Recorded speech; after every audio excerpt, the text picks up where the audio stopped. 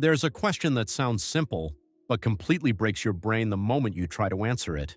What existed before the universe? Not before Earth, not before galaxies, before everything, before space, before time, before reality itself. It feels like there must be an answer, because everything we know has a beginning. Buildings have builders, stories have a first page, lives have a birth.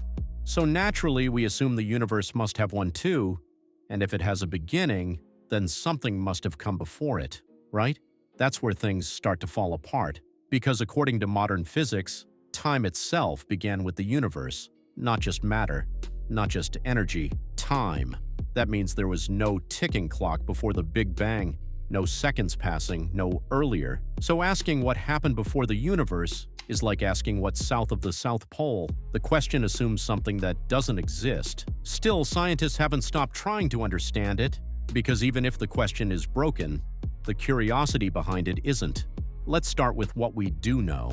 Roughly 13.8 billion years ago, everything we see today, every galaxy, every atom, every particle of light, was compressed into an infinitely dense point, a singularity. Then, in a fraction of a second, it expanded.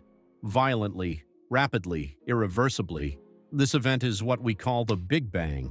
But here's the mistake most people make. The Big Bang wasn't an explosion in space. It was the expansion of space. There was no outside, no empty void waiting for it to expand into. Space itself was being created in real time.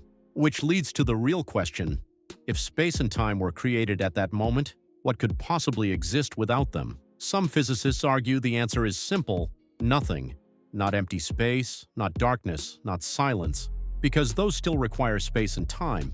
True nothing is something we can't even imagine properly.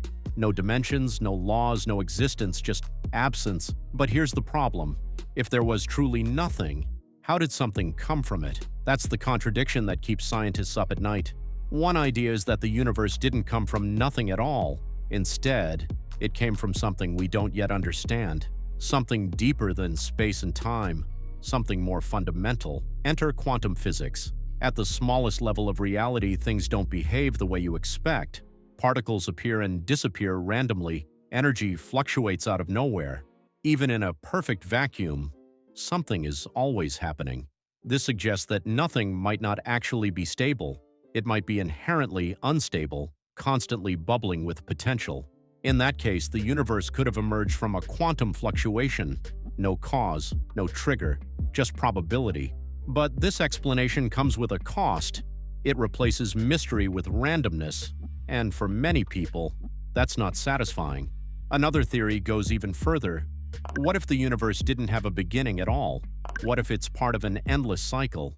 A universe that expands, then collapses, then expands again, over and over, forever. This is known as the cyclic universe theory. In this model, what we call the Big Bang wasn't the beginning. It was just the latest reset, the latest chapter in an infinite story. That means something did exist before our universe, another universe. But here's the flaw. We've never observed a previous cycle, and current data suggests the universe is expanding faster, not slowing down, which makes a future collapse unlikely. So while the idea is elegant, it's not strongly supported. Then there's a more radical possibility. What if our universe is just one of many? A single bubble in an infinite ocean of universes. This is the multiverse theory. In this framework, universes are constantly being created, each with different laws of physics, different constants, different realities. Some might collapse instantly, others might never form stars. We just happen to exist in one that works. In that case, the question changes. It's no longer what came before the universe. It becomes what created the system that produces universes. And now you're one level deeper into the mystery. But here's where things get uncomfortable. Every explanation leads to another question. If the universe came from quantum fluctuations, where did the quantum laws come from?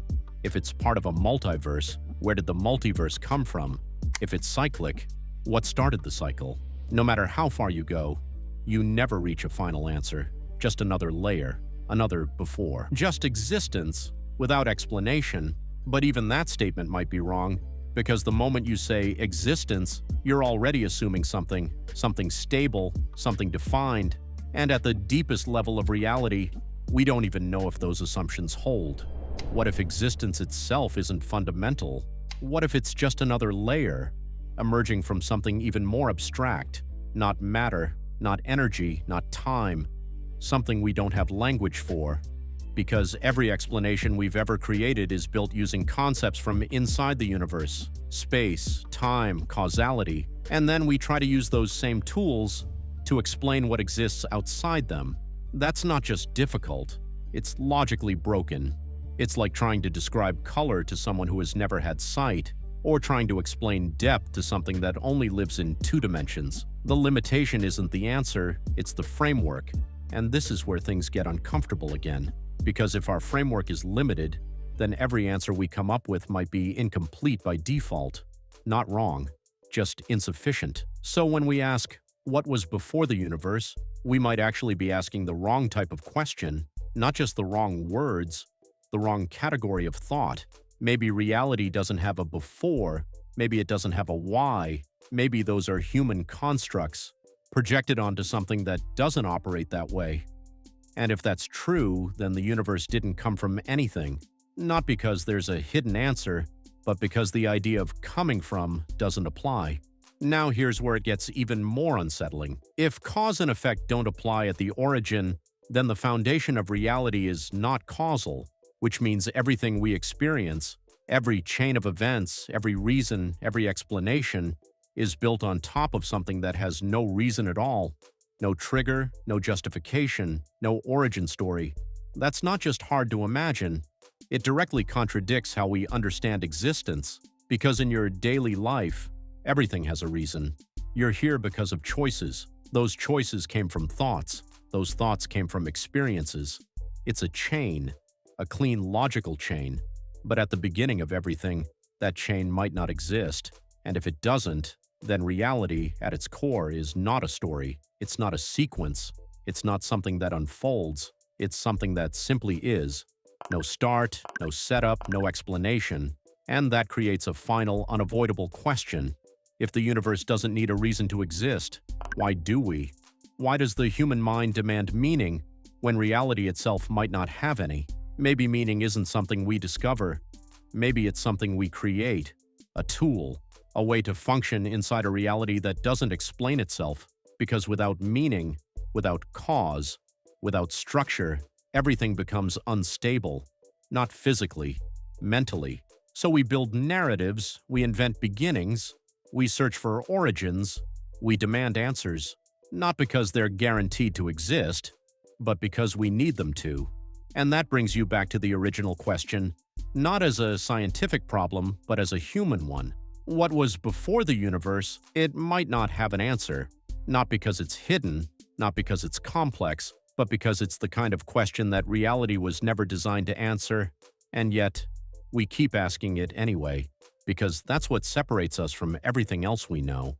We don't just exist inside the universe, we try to understand it, even when it resists, even when it breaks our logic, even when it offers nothing in return. And maybe that's the real significance of this question. Not the answer it gives, but the behavior it reveals. A universe that doesn't explain itself, and a species that refuses to stop asking why. That tension between silence and curiosity is where all progress comes from. Because every major breakthrough in history started with a question that seemed impossible, something unanswerable, something absurd, until it wasn't. So maybe this question will follow the same path, or maybe it won't. Maybe this is the edge, the final boundary, the point where knowledge stops and mystery remains. But if that's true, then this isn't a failure of science, it's a definition of it. Science doesn't eliminate mystery, it pushes it back, further, deeper, closer to the edge.